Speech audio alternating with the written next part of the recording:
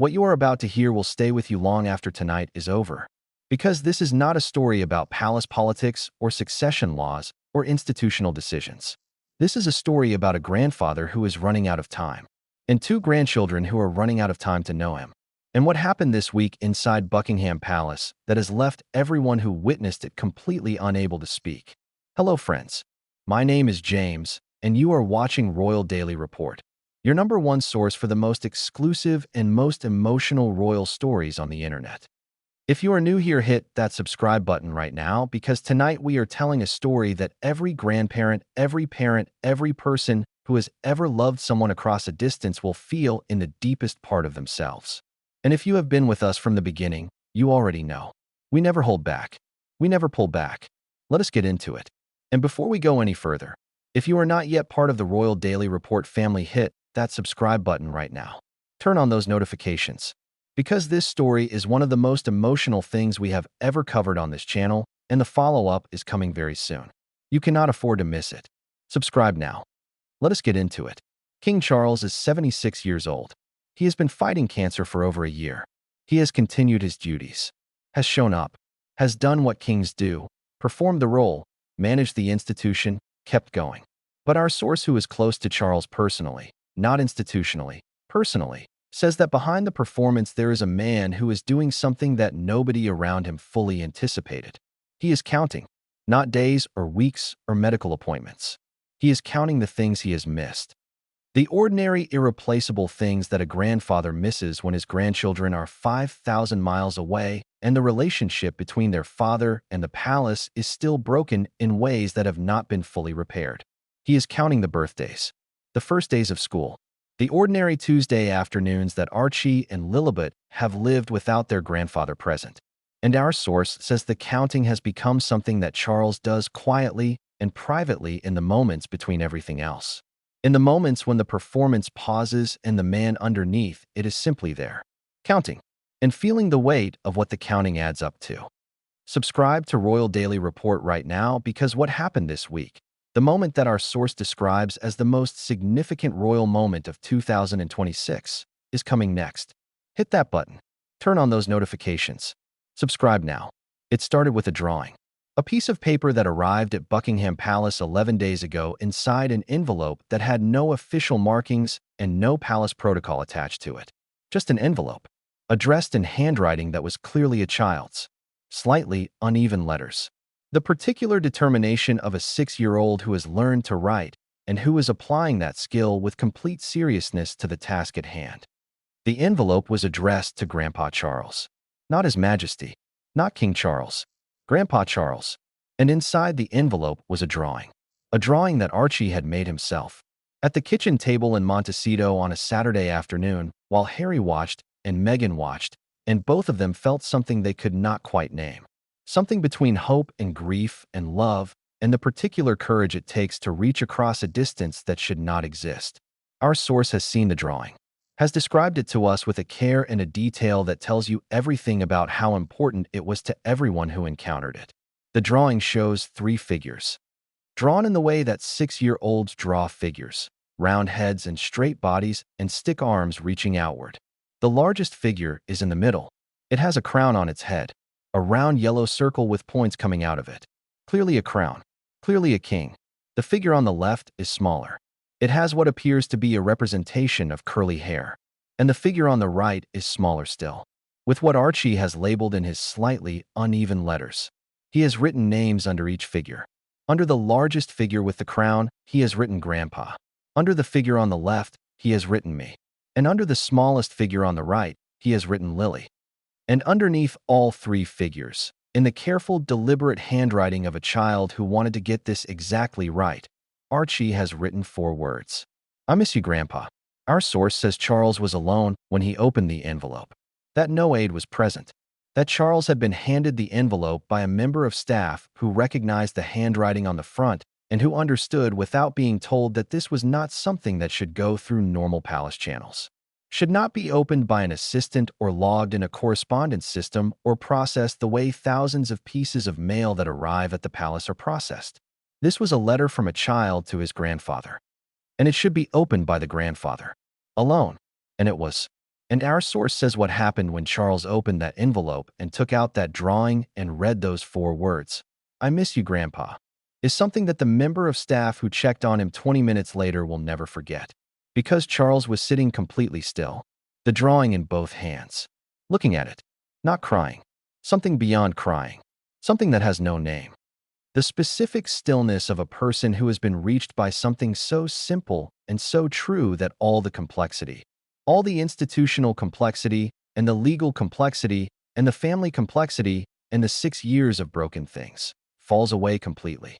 And what is left is just this: a drawing, 3 stick figures, a crown, 4 words.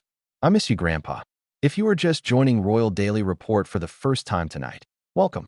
My name is James, and this channel exists for moments like this one, for the human stories behind the headlines, for the truth that never makes it into the official palace statements. Subscribe right now. Hit that button. Turn on those notifications. Because what Charles did after he sat with that drawing for 20 minutes is the most important thing a king has done in years. Not as a king, as a grandfather. Subscribe now. You need to be here for this. Charles called Harry that same evening. Not through advisors. Not through official channels. Not with a scheduled call arranged by Palace Communications and Harry's team and the various intermediaries who have managed every interaction between these 2 men for the past several years. Charles picked up his personal phone, found Harry's number, and called directly. Our source says Harry answered on the second ring, and there was a silence. The particular silence between 2 people who have too much to say and who are both, in that moment, trying to find the word that comes first. And then Charles said, "I got Archie's drawing." And Harry said, "I know. He made it himself. He asked me what your address was, and he wrote it on the envelope himself." And Charles said, "He spelled my name correctly." And Harry said, "He practiced. He wrote it out 3 times on a piece of paper first until he was happy with it." And Charles said, "Harry." And Harry said, "Yes." And Charles said, "I need to see them. I need to see my grandchildren. Not through lawyers. Not with conditions attached. I need to see Archie and Lilibet before." He stopped. He did not finish the sentence.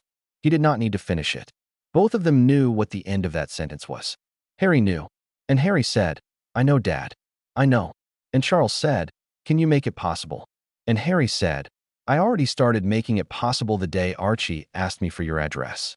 Subscribe to Royal Daily Report right now because what happened in the days following that phone call, the planning, the conversations between Harry and Meghan, what Meghan said when Harry told her about the call, and the moment that our source describes as the most emotionally significant royal event since the funeral of Queen Elizabeth, is all coming right now. Subscribe. Hit that button. Turn on those notifications. Share this video with someone who needs to hear this story tonight. Subscribe now.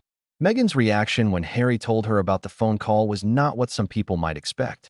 Not complicated, not guarded, not filtered through the history of everything that has happened between her and the palace and the family and the institution. It was simple. She said, "When are we going?" And Harry said, "That depends on you." And Meghan said, "Harry, your father just called you because your 6-year-old son drew him a picture and wrote, 'I miss you, Grandpa.' When are we going?" And Harry looked at his wife.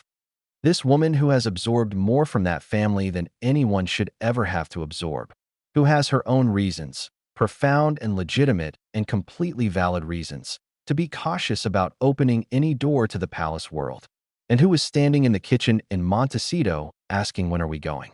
Not for herself, for Archie, for Lilibet, for a grandfather who called his son directly because a child's drawing reached the place that nothing else had been able to reach. And Harry said, "As soon as I can arrange it." And Meghan said, "Arrange it fast." And Harry said, "I love you." And Meghan said, "I know. Now go arrange it." The arrangement was made not through palace officials, but through the third party, who has been the quiet broker of several significant moments in this family's recent history. The person who arranged the William and Harry meeting, who has maintained relationships on all sides of this family throughout the years of separation, who received a call from Harry and understood immediately what was being asked and what it meant and what it would require. Our source says this person worked for 4 days. 4 days of quiet, careful, completely private conversations between Harry's world and Charles's world to arrange something that in a normal family would require 1 phone call. A grandfather seeing his grandchildren. For days to arrange it. which tells you everything about how far this family still has to go, and also everything about how determined both sides are to get there. The visit happened 6 days ago. Our source was not present, but they have spoken to someone who was in the building. And what that person described to our source, what happened in the room when Charles saw Archie and Lilibet for the first time in years, is something our source says they will carry for the rest of their life. Charles was already inside when Harry arrived with the children. He had asked to be there first, had asked, through the intermediary, for a few minutes alone in the room before they arrived, to prepare himself, to find, in those few minutes alone, the version of himself that he needed to be. Not the king, not the institution, the grandfather, the man who had sat with a drawing in both hands and felt something that had no name. That man. Archie walked in first, 6 years old, in California clothes, jeans and a t-shirt, completely himself, no ceremony attached to him. And he stopped in the doorway when he saw Charles. And Charles stopped when he saw Archie. And our source says the person who was in the building described what happened next with a simplicity that is more powerful than any elaborate description could be. Archie looked at Charles, and Charles looked at Archie. And Archie said, "You look like your picture." And Charles said, "What picture?" And Archie said, "The one on the stamps. Dad showed me." And Charles said, "Yes, that is me." And Archie said, "You are taller than I thought." And Charles laughed. A real laugh. The laugh of a grandfather being assessed by a 6-year-old with the particular seriousness that 6-year-olds bring to important matters. And he said, "Am I?" And Archie said, "Yes." And then he crossed the room. This 6-year-old boy. And he stood in front of his grandfather. And he held out his hand, the way Harry had taught him to greet people, with a handshake, properly. And Charles looked at that small hand extended toward him. And instead of shaking it, he did something that our source says nobody in that building expected. He got down on one knee. So he was at Archie's level. And he took Archie's hand in both of his. And he said, "I got your drawing." And Archie said, "I practiced the spelling." And Charles said, "I know. Your father told me." And Archie said, "Did you like it?" And Charles said, "It is the best drawing I have ever received in my entire life." And Archie considered this for a moment with complete seriousness. And then he said, "I can make you another one." And Charles said, "I would like that very much." And then Lilibet came in, 4 years old, with her great-grandmother's eyes, looking at everything with that focused attention that our source has described before, reading the room, reading faces, understanding more than she lets on. She looked at Charles for a long moment, and then she looked at Harry, and Harry nodded, and Lilibet looked back at Charles, and she said one word. She said, "Grandpa." And Charles said, "Yes, that is me." And Lilibet walked across the room, and she put her arms around Charles's neck. A 4-year-old girl hugging her grandfather for what was, for her, perhaps the first time she was old enough to remember. And Charles put his arms around her and held her. And our source says the person who was in that building at that moment had to leave the room, had to walk out into the corridor and stand there for several minutes. Because what they had just witnessed was something too private and too profound and too completely human to be witnessed by anyone except the people directly involved. A grandfather holding his granddaughter, for the first time in too long, in a room that had taken 6 years and a child's drawing and a direct phone call and 4 days of careful arrangement to reach. In a room that should have been reached years ago. In a room that finally existed. Harry and Meghan were present. Our source says both of them stood back, deliberately, giving Charles and the children the space to find each other without adults managing it, without the weight of everything that exists between the adults making itself felt in the space where a grandfather and his grandchildren were simply meeting. Harry watched his father hold his daughter, and our source says Harry did not speak for a long time, just watched, with an expression that the person in that building described as something they had never seen on Harry before. Not happiness exactly, something older than happiness. Something that comes after happiness has been lost and found again after a long time. The particular emotion of a person who has spent years in the dark and who is standing in the light again and who cannot quite believe it is real and who is afraid to move in case it goes away. And then Archie said something that broke it. Said something to Charles in the complete oblivion of childhood, without any awareness of the weight of the moment, with the beautiful carelessness of a 6-year-old who simply wanted to know. He said, "Can we see the corgis?" And Charles laughed. And Harry laughed. And Meghan smiled the real smile. And the weight broke. And the room was just a room, with a grandfather and two grandchildren and their parents. On an ordinary afternoon. Finally, subscribe to Royal Daily Report right now because the aftermath of this visit, what Charles said to Harry before they left, the letter that Charles gave Meghan directly, what happened when Lilibet asked Charles if she could come back, and what our source says is now being planned for the months ahead, is all coming in our next video. Subscribe now. Hit that button. Turn on those notifications. You need to be here for what comes next. Subscribe now. The visit lasted 3 hours. 3 hours that contained more than 6 years of distance had been able to contain. More warmth and more honesty and more ordinary human connection than all the managed meetings and legal negotiations and carefully worded palace statements of the past 6 years put together. Our source says when Harry and Meghan and the children were leaving, when coats were being found and Archie was being reminded to say goodbye properly, and Lilibet was holding her father's hand and looking back at Charles with those eyes, Charles said something to Harry quietly, so quietly that Meghan did not hear it from where she was standing. He said, "Thank you for bringing them." And Harry said, "Thank you for asking." And Charles said, "I should have asked sooner. I should have asked years ago." And Harry said, "Yes, you should have." And Charles said, "I know." And Harry said, "But you asked now. And that is what matters."